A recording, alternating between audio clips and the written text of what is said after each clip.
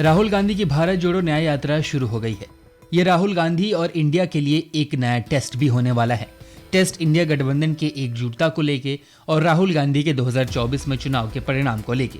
लेकिन ऐसे में सवाल यह है कि क्या ये यात्रा इंडिया को चुनाव में फायदा दिला पाएगी।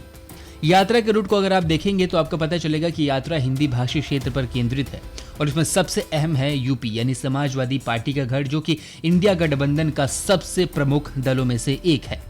आपको बता दें, अब जानकारों का ये कहना है कि यात्रा काफी हद तक इंडिया के प्रमुख घटक दल समाजवादी पार्टी के गढ़ों से दूर रहेगी, जिसमें कन्नौज, आजमगढ़, इटावा, मैनपुरी और फिरोजाबाद शामिल होंगे। हालांकि रामपुर, संभल और बदायूं जैसे सपा के गढ़ों से गुजरेगी। कांग्रेस को लगता है कि अखिलेश यादव के नेतृत्व वाली पार्टी भाजपा को उसके क्षेत्र में चुनौती देने के लिए काफी मजबूत करेगी।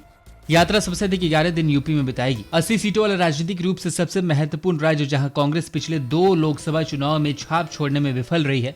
यात्रा यूपी की 28 सीटों से होकर गुजरेगी, जिसमें चंदौली, वाराणसी, मछलीशहर, जौनपुर, फूलपुर, इलाहाबाद, भदोही, प्रतापगढ़, अमेठी, रायबरेली, लखनऊ, मोहनलालगंज, हरदोई, सीतापुर, धौरहरा, शाहजहांपुर, अंबाला, बरेली, मुरादाबाद, रामपुर, संबल, अमरोहा, अलीगढ़, बदायूं, बुलंदशहर, हाथरस और आगरा शामिल है। यूपी के बाद यात्रा बंगाल और महाराष्ट्र के सबसे ज्यादा सीटों से होकर गुजरेगी। या महाराष्ट्र की 10 सीटें नंदुरबार, डिंडोरी, धुले, नासिक, भिवंडी, कल्याण, ठाणे, मुंबई उत्तर मध्य, मुंबई उत्तर पूर्व, मुंबई दक्षिण मध्य को पार करेगी। आपको बता दें, यात्रा के रूट को बहुत ही अच्छे से डिफाइन और सोच समझ के किया गया है। अगर आप यात्रा के रूट पर ध्यान देंगे तो इस यात्रा को अनुसूचित जाति यानी एसटी और अनुसूचित जनजाति यानी एसटी सीटों पर भी फोकस करते हुए बनाया गया है।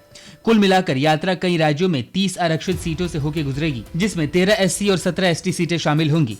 यात्रा जो कि 67 दिनों में 15 राज्यों, 110 जिलों, 337 विधानसभा क्षेत्रों और 100 लोकसभा सीटों को कवर करते हुए 6713 किलोमीटर तक जाएगी। यह ज्यादातर बसों में होगी, लेकिन पैदल भी चलेंगी। इसको पार्टी की शुरुआती पसंद इम्फाल के बजाय मणिपुर के थौबल जिले के एक निजी मैदान में हरी झंडी दिखाकर रवाना किया जाएगा। यात्रा शुरू होने से पहले राहुल 1891 में हुए आखिरी एंग्लो मणिपुर युद्ध के शहीदों की याद में बने खोंगजुम युद्ध समारोह पर शहीदों को श्रद्धांजलि देंगे।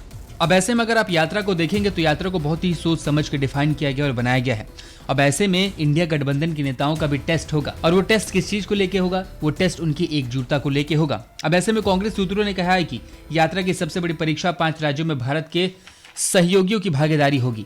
यह मार्च के तीसरे सप्ताह में मुंबई में समाप्त होने से पहले पश्चिम बंगाल, बिहार, झारखंड, यूपी और महाराष्ट्र से होकर गुजरेगी।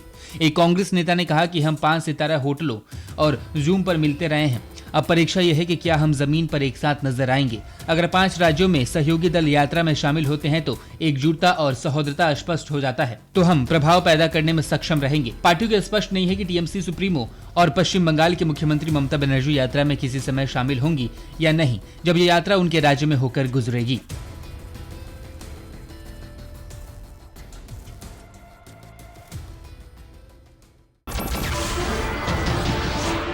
नमस्कार, मैं हूं मानक गुप्ता। अगर आपको हमारा ये वीडियो पसंद आया हो तो इसे लाइक और शेयर जरूर करें, और हाँ, हमें सब्सक्राइब और फॉलो करना ना भूलें, ताकि आप देश और दुनिया की कोई खबर मिस ना करें। तो जुड़े रहिए हमारे साथ और देखते रहिए News 24।